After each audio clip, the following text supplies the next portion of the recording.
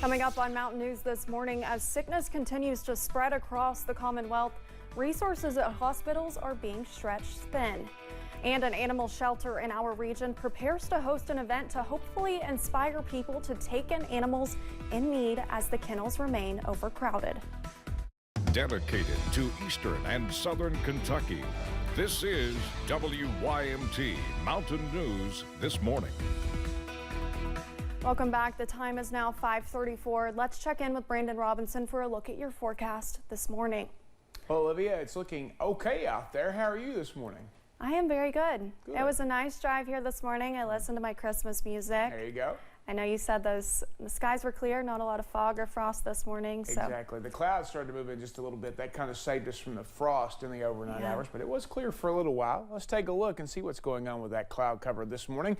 A little bit of blue trying to show up in it. I don't think that moisture is reaching the ground, though, this morning, so we're keeping an eye on that. I haven't seen any on the way in. I did notice it was a little bit on the crisp side out there this morning. Pikeville, US 119, US 23 over near Pikeville Commons. No major issues over that way this morning. Sensors, few out, but the rest are online, and we're seeing from 27 in Clintwood to 34 just down the road in Wise, 30 in Hazard, 32 in Somerset, 31 in London, 29 Manchester and Irvin, 28 Prestonsburg, 30 in Jonesville. Temperatures will climb as we head toward the noon hour and into the afternoon into the mid to upper 40s with a mix of sun and clouds. Olivia? Thank you, Brandon.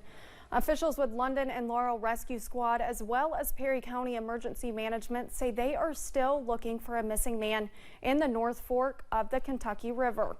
Officials say the man was last seen in Hazard jumping into the river. Perry County Emergency Management Director Jerry Stacy says crews have gone to great lengths to find him. Basically, what we've done at this point is we've really focused on the area where an eyewitness last seen him, which was in the river.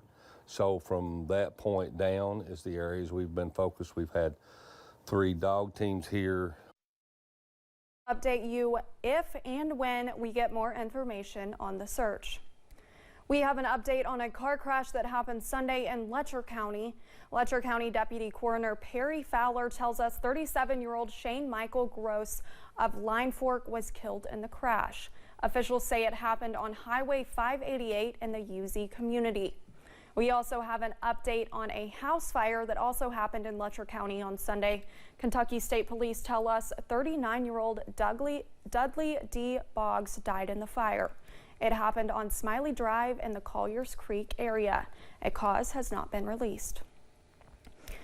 There's still a lot of sickness spreading across the Commonwealth, and while hospital staff is stretched thin, especially in emergency rooms, the staff there to treat you if you are seriously ill.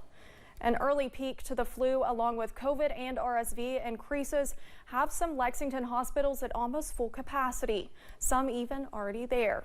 In a joint news conference yesterday morning, doctors stressed no one is being turned away.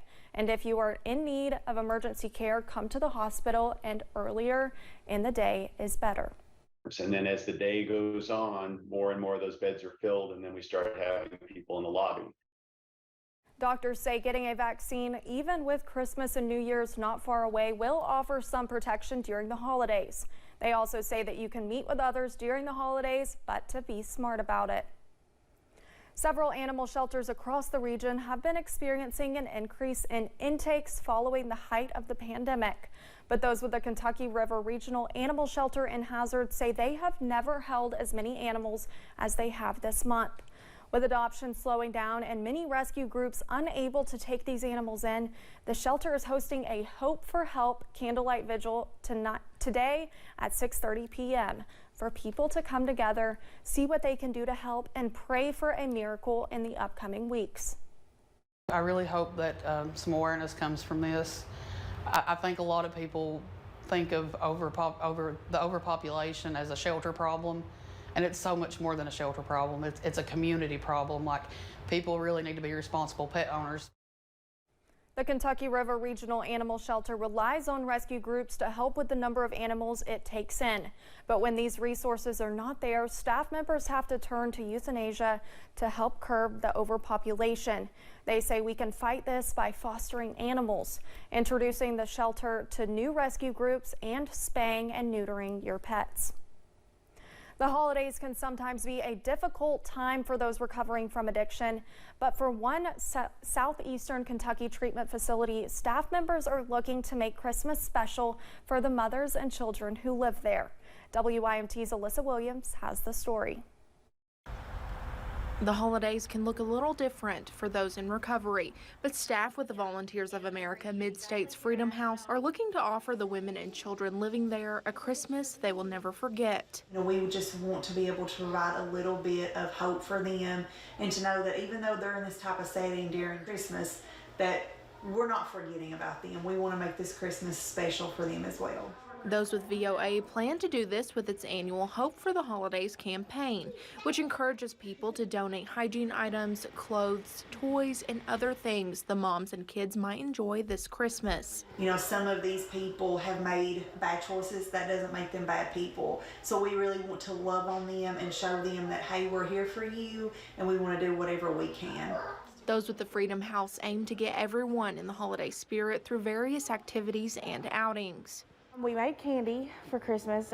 We decorated the tree, put the lights up. We've played games. We get to watch Christmas movies together. So it's been great. Making Christmas special for moms like Destiny Morgan, who will be spending Christmas with both of her kids for the first time. I get to do fun activities with my kids that I never got to do before. I get to put my kids in bed. I get to do things that I never, and I got to find out who I was in the process of, being sober. In Clay County, Alyssa Williams, WYMT Mountain News. Volunteers of America Mid-States Hope for the Holidays campaign will be continuing until this weekend. We have those donation drop-off sites on our website, WYMT.com. Well, schools are out and kids are home for the holidays, so now what? Cleveland Clinic pediatrician Gina Robinson says to let them sleep in some, but try to keep them on a regular schedule so as not to throw them off when it's time for school again. She says keeping them entertained should not include loads of extra screen time, while a little more than usual is acceptable during the holidays.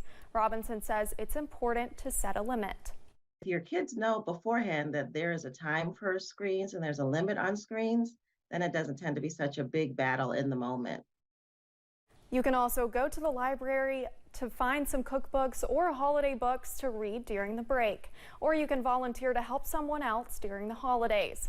All are healthy ways to keep kids busy.